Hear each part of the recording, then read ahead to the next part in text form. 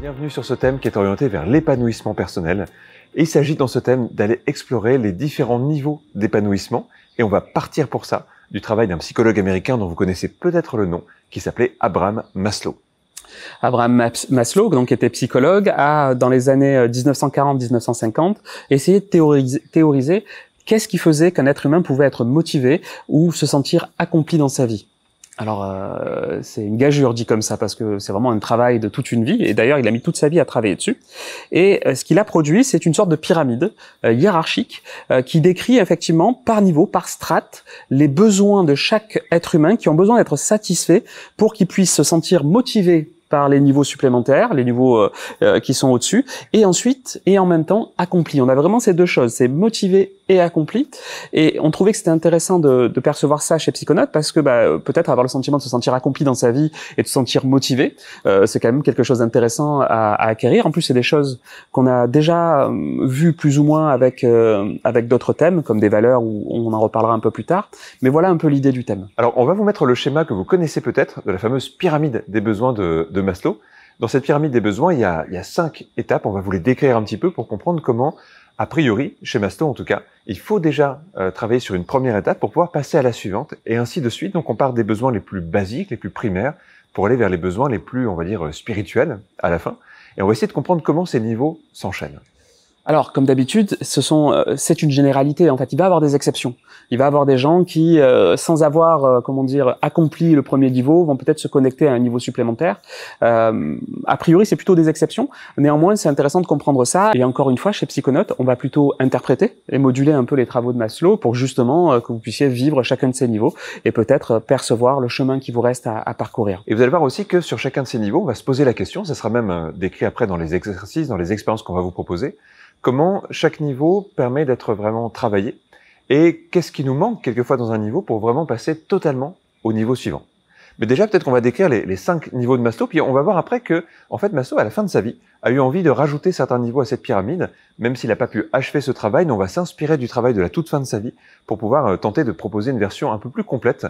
Ça sera un petit peu notre proposition, interprétation personnelle chez Psychonautes, mais vous allez voir que ça rajoute encore plus de cohérence à cette pyramide des besoins. Mais déjà, on va commencer à vous décrire les différents niveaux de cette pyramide, à commencer par le premier niveau, celui des besoins physiologiques. Alors vraiment, là, on est au niveau le plus bas, c'est-à-dire savoir être en capacité de respirer, de manger, d'être à minima protégé. Il y a aussi des besoins de sexualité qu'il a mis là-dedans. On est vraiment sur ces premiers niveaux qui font que, en tant qu'être humain, on a besoin de ne pas avoir faim, de ne pas avoir soif pour aspirer à quelque chose d'autre. Ça semble assez évident, même si encore une fois, on a des exceptions à ça. Alors, il peut y avoir des exceptions, mais pour la plupart des gens, aller vers des besoins plus élevés est assez difficile ou assez même hors de propos tant qu'on n'a pas sécurisé les besoins fondamentaux. Et ça paraît assez logique. Alors, c'est vrai qu'aujourd'hui, on vit dans un monde où la plupart des gens ont à peu près bien sécurisé leurs besoins fondamentaux, mais ce qu'on va voir, c'est que quelquefois, le fait d'avoir eu des manques sur ces besoins-là, ne serait-ce que dans une petite partie de sa vie, ou l'idée qu'il pourrait y avoir du manque, peut créer de l'insécurité à ce niveau-là et peut nous empêcher d'être complètement présents au niveau suivant. C'est ce qui fait que parfois on a l'impression qu'une personne est bien plus élevée dans la pyramide des besoins, mais qui a besoin de retravailler sur des endroits où psychologiquement en tout cas, on a l'impression d'avoir un manque à certains niveaux. Le deuxième niveau, c'est le niveau qu'on a nommé sécurité. L'idée de la sécurité là, c'est vraiment déjà la sécurité physiologique, physique, c'est-à-dire d'avoir un lieu où dormir, avoir 4 murs autour de soi et se sentir bien en sécurité. Mais il y a aussi cette notion de stabilité. C'est assez étrange parce que la zone de confort, on en parle dans un autre thème, c'est une zone de sécurité en fait. On a besoin de cette zone-là, quelque chose qui est plutôt stable, plutôt invariable sur un temps, qui nous permette de dire tiens, ça fonctionne, ça c'est solide, ça c'est stable, du coup je me sens en sécurité. Et donc c'est intéressant de percevoir en fait à quel point dans sa vie on sent qu'on a créé quelque chose qui est suffisamment stable pour nous permettre ce socle de sécurité. Alors non pas qu'il faille rechercher de la sécurité à tout prix, parce que c'est vrai que ça peut être limitant, mais là aussi, aller investiguer les endroits où on pourrait sentir de l'insécurité, réelle ou supposée, et c'est là que quelquefois interviennent aussi notre vision, nos croyances. Qu'est-ce qui fait que certains êtres humains, malgré le fait qu'ils soient objectivement en sécurité, se sentent toujours en insécurité? Qu'est-ce qui fait qu'à l'inverse, il y a des personnes qui, malgré une sécurité relative, se sentent quand même sur un socle de sécurité qui vont leur permettre de passer au niveau suivant? Le niveau suivant, c'est le niveau qu'on va nommer appartenance. D'accord. Il y a vraiment cette idée qu'en tant qu'être humain, on a besoin d'appartenir à un groupe.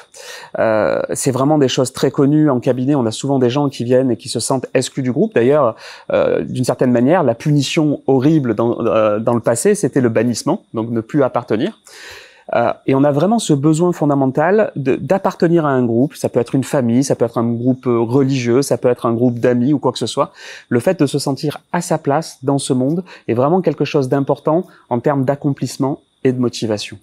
Et si on reprend les différents niveaux de la pyramide, eh bien, on va bien imaginer que quelqu'un qui n'a pas encore satisfait ses besoins physiologiques, qui est vraiment dans l'idée de qu'est-ce que je vais manger ce soir, il n'est pas encore tout à fait à l'aise pour s'inscrire dans un groupe. Déjà parce que il va plutôt dans la méfiance par rapport à ça, il va être vraiment en mode survie. Une fois que ce besoin est satisfait, et puis ensuite le besoin de sécurité, eh bien c'est là que l'être humain va commencer à s'ouvrir aux autres et à se dire qu'il a besoin du groupe, du clan, il a besoin d'un groupe qui va se reconnaître, en fait, et dans lequel lui-même va se reconnaître, et ça va lui apporter un nouveau niveau de satisfaction. Et là encore, on va explorer un petit peu comment ça fonctionne ce degré d'appartenance à votre niveau, là où vous en êtes aujourd'hui dans votre vie. Est-ce qu'il est complètement satisfait ? Est-ce qu'il est partiellement satisfait, partiellement insatisfait? Il arrive parfois, par exemple, qu'on se reconnaisse dans un groupe et qu'un jour, ce groupe nous semble plus tout à fait celui dans lequel on désire se reconnaître, donc il peut y avoir des transitions aussi. Et puis c'est aussi le niveau où il y a le sentiment d'amour.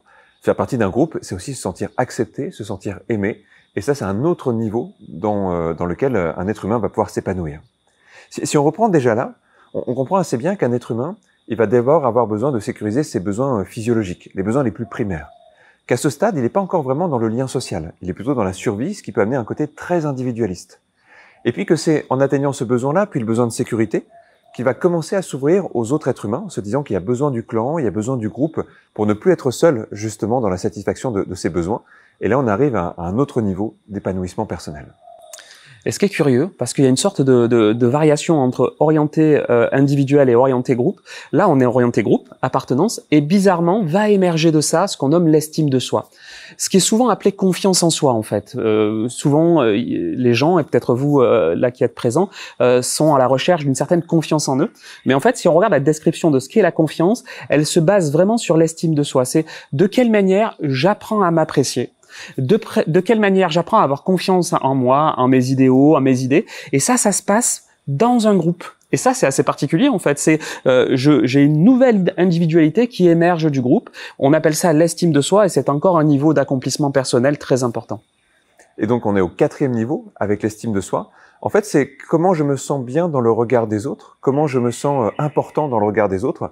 Donc là, on a toutes les idées d'être à sa place, d'avoir trouvé son rôle, d'avoir trouvé quelque chose qui permet aussi d'apporter au groupe. C'est ça aussi qui va permettre l'estime de soi. Donc là, on est déjà à des niveaux de réalisation qui sont assez élevés. Quand un être humain arrive là, en général, son niveau d'épanouissement est déjà à un niveau qui est très satisfaisant. Et le dernier niveau, en tout cas dans les travaux initiaux de Maslow, c'est vraiment l'idée d'accomplissement personnel. De quelle manière, une fois que j'ai toutes ces strates qui sont soutenues au fond et que j'ai pu accomplir et je peux me sentir bien dans toutes ces strates, de quelle manière j'ai la sensation de donner du sens à ce que je fais, presque donner du sens à qui je suis. Donc ça va très très loin. C'est pas juste une idée juste posée, c'est peut-être que c'est à ce niveau-là qu'on se dit tiens, cette vie-là mérite d'être vécue, ça a du sens pour moi et j'apporte quelque chose et je m'apporte quelque chose. Donc c'est là qu'un être humain va se connecter plutôt à des notions de type mission de vie, qu'est-ce que j'ai à apporter dans le monde, et puis une notion aussi d'accomplissement personnel. Qu'est-ce qui fait que ma vie sera réussie entre guillemets, qu'est-ce qui fait que ma vie aura été utile. Et c'est là qu'on voit que la pyramide de besoins est passionnante parce que, en fait, pour arriver là, pour quasiment tout le monde, il faut passer par le besoin précédent. On voit quelquefois par exemple des personnes qui vont rechercher du sens alors qu'elles n'ont pas bien sécurisé les niveaux précédents, et quelque part c'est construire sur un socle qui n'est pas forcément si solide que ça. À l'inverse, on perçoit qu'une fois qu'une personne a validé les niveaux précédents, elle va aller vers la quête de sens et que les niveaux précédents ne vont plus être tout à fait satisfaisants, plus suffisants. C'est ce qui fait que, par exemple, qu'on peut avoir quelqu'un qui, parce qu'il va trouver un travail qui va lui permettre d'avoir un minimum d'équilibre de vie, va pouvoir se sentir en sécurité, mais qu'assez rapidement, ce travail ne va plus être satisfaisant parce que, une fois qu'il a sécurisé les besoins précédents, il va avoir besoin d'aller vers un autre niveau.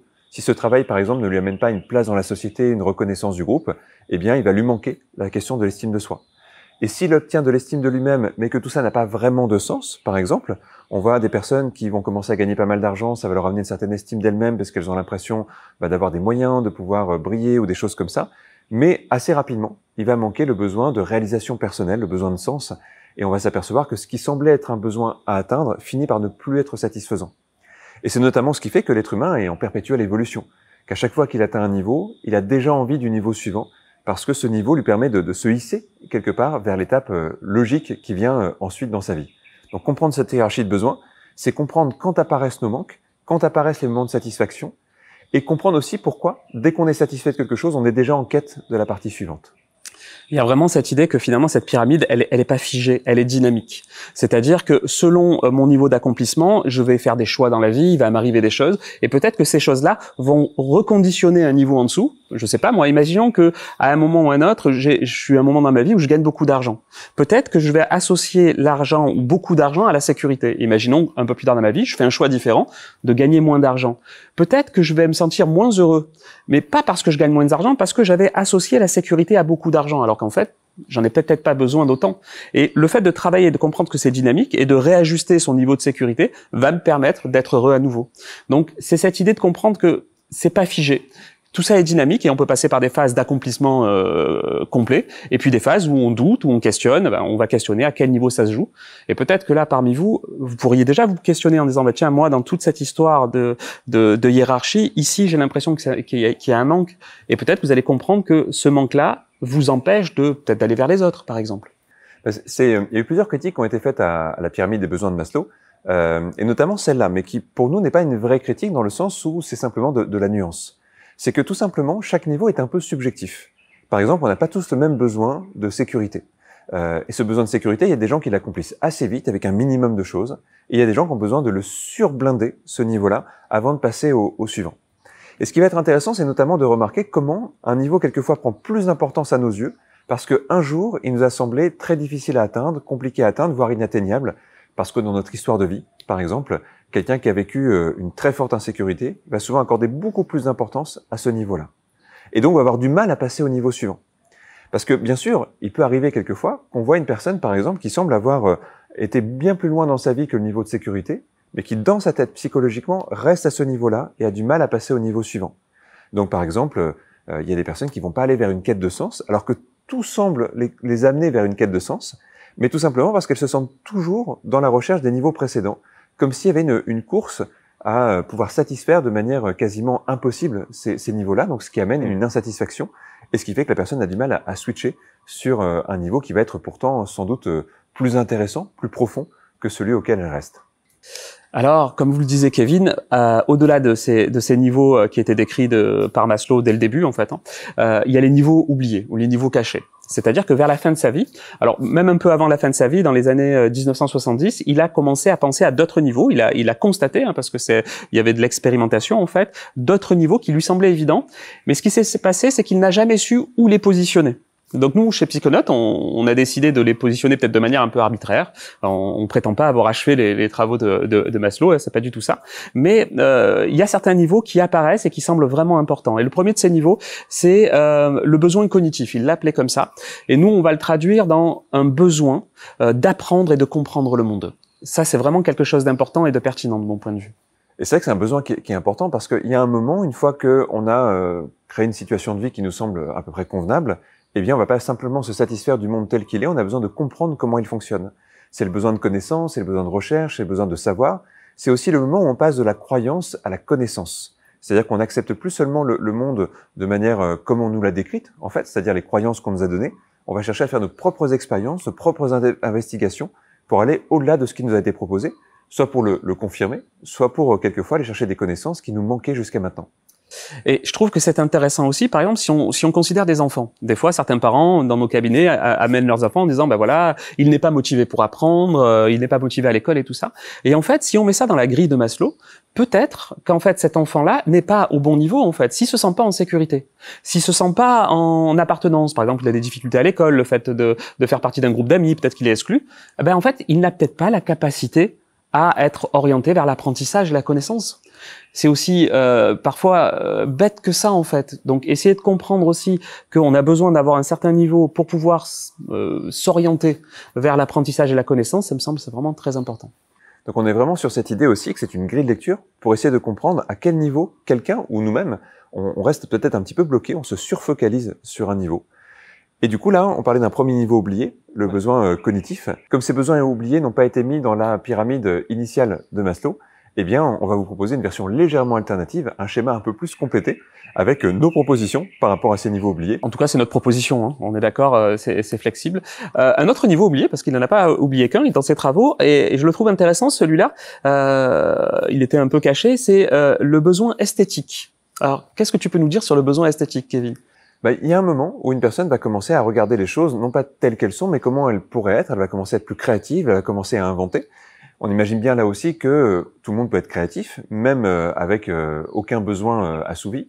Mais pour consacrer du temps à la créativité, pour consacrer du temps à la recherche du beau, eh bien c'est souvent quand les premiers niveaux sont un minimum sécurisés. Alors il y a plusieurs endroits où on pourrait mettre ce besoin esthétique dans la pyramide de Maslow. On a plutôt choisi de le mettre assez haut dans cette pyramide, avec l'idée que c'est quand une personne a déjà mis en place les premiers niveaux et qu'ils sont bien mis en place, qu'une personne va pouvoir consacrer une part importante de sa vie à une énergie de création purement esthétique, quelque chose qui n'est pas utile en soi, en tout cas qui ne va pas satisfaire des besoins primaires, qui va plutôt satisfaire un besoin qui va au-delà de la vision première du monde. Et ensuite, il y a le dernier niveau. Alors, le dernier niveau, c'est quelques mois avant sa mort. La question qui s'est posée à ce moment-là, c'est qu'est-ce qui fait que les gens qui ont atteint tous les autres niveaux, qui viennent d'être décrits, sont encore motivés à vivre?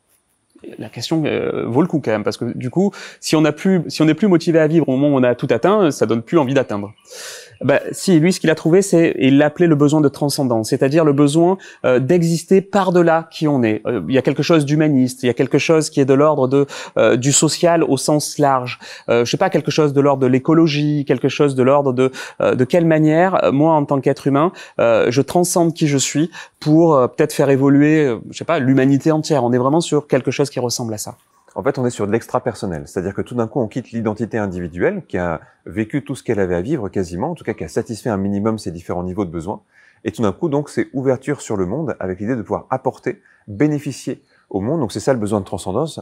Celui-là, évidemment, l'idée c'était de le mettre tout en haut, donc ça rajoute un degré à la pyramide initiale des besoins de Maslow. Normalement, le dernier niveau de la pyramide de Maslow, celle qu'on connaît, c'est le besoin d'accomplissement personnel. Et là, on pourrait dire que c'est le besoin d'accomplissement extra-personnel. J'apporte quelque chose à la société, et ça peut être aussi ce qu'on laisse une fois qu'on disparaît. Ça paraît pas étonnant que Maslow ait eu cette envie-là juste à la fin de sa propre vie, quand lui-même devait se poser la question qu'est-ce que je vais laisser au monde, et tout d'un coup ça a pu devenir une motivation qui le poussait à aller encore un peu plus loin, malgré le fait qu'il avait déjà apporté énormément de choses pendant toute sa vie, et qu'il se sentait sans doute déjà très accompli. On va maintenant vous décrire les 4 chapitres de ce thème. Alors normalement dans la pyramide de Maslow il y avait 5 degrés, avec les degrés oubliés on arrive à 8 degrés, et du coup la proposition est plutôt simple, c'est qu'à chaque chapitre on va travailler sur 2 niveaux de cette pyramide. Donc le premier chapitre, en fait, qu'on a nommé sécurité, en fait, vraiment va englober que ce soit la sécurité psychologique et la sécurité physique, avec les besoins les plus primaires, respirer, avoir mangé et tout ça. Et on peut se dire, on peut pas y faire grand-chose à respirer, avoir mangé et tout ça. Mais si, en fait, si dans votre vie vous avez souffert d'un manque potentiel de ça, on peut aller revisiter ça justement pour dire, ça c'est terminé, c'est une expérience qui est terminée, et aujourd'hui j'ai peut-être ce qu'il faut pour vivre. Donc il y a quelque chose à faire même à ce niveau-là. Ça c'est le chapitre 1. Et ça, c'est important parce qu'en fait, on s'aperçoit quand on travaille dans l'accompagnement personnel, la psychothérapie ou tous ces domaines-là, que tant qu'il y a des insécurités majeures chez un individu, eh bien, il a du mal à passer à autre chose. Et même si sa vie évolue, il y a une partie de lui qui reste connectée à l'idée qu'il y a quelque chose qui manque et quelque chose à combler. Dans le deuxième chapitre, on va être donc sur les 2 paliers suivants de la pyramide de Maslow. Le sentiment d'appartenance, comment je fais partie du groupe, comment je me sens aimé. Et puis, l'estime de soi. Comment j'ai l'impression d'avoir une valeur au sein de ce groupe, une valeur que je me donne à moi-même, mais une valeur aussi qui vient de la relation que je peux avoir avec les autres. C'est intéressant d'aller éviter ça rapidement parce que des fois, on peut avoir l'impression de ne pas avoir appartenu parce qu'on n'a pas eu la famille qu'on aurait imaginée. Mais peut-être que tout ce qu'on avait besoin de faire, c'est d'imaginer différemment sa famille. Des fois, la famille, on pensait que c'était nos parents, mais en fait, c'était nos grands-parents, par exemple. Prenons un exemple. Donc, il y a vraiment l'idée de juste ajuster pour se sentir avoir appartenu à un groupe et se sentir en estime de soi, quoi. Ensuite, donc, on va vers 2 niveaux qui étaient les niveaux oubliés de Maslow, donc les niveaux qu'il a rajoutés vers la fin de sa vie, mais sans savoir forcément où les mettre dans la pyramide. Nous, on a décidé de les mettre là. C'est le besoin cognitif, le besoin de comprendre, et puis le besoin esthétique, le besoin de créer de la beauté, de créer quelque chose qui va au-delà de nos perceptions habituelles. Et là, donc, on va toucher à des choses qui sont un peu plus personnelles, qui viennent vraiment de l'identité profonde d'un individu.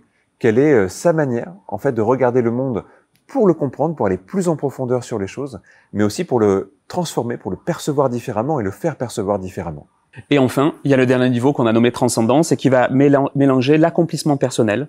De quelle manière j'ai l'impression d'avoir accompli quelque chose dans ma vie, avoir réussi quelque chose, et de quelle manière ça m'ouvre la porte vers quelque chose qui me transcende, quelque chose qui me permet d'exister au-delà et par-delà qui je suis. Un gros chapitre. Alors vous l'avez compris, l'idée c'est de monter les différents niveaux de cette pyramide de chapitre en chapitre. Je ne sais pas ce que tu en penses, mais on pourrait tous idéaliser que un être humain, une fois qu'il commence à se sentir accompli, il va pouvoir aider les autres, il va pouvoir se soucier du monde, il va pouvoir apporter des choses, qu'il y a plutôt quelque chose qui est beau par rapport à ça. Et on pourrait se dire que finalement, la mission qu'on pourrait se donner, c'est d'aider un maximum d'êtres humains à atteindre ce niveau-là pour pouvoir rayonner, pour pouvoir apporter quelque chose de plutôt positif autour d'eux. En tout cas, je trouve que c'est une belle mission qu'on pourrait se donner pour soi. Déjà, arriver là, c'est pouvoir apporter quelque chose. Et puis, pour les autres aussi, quand on les accompagne. En tout cas, c'est une de nos propositions sur Psychonautes et on espère que cette aventure va vous plaire.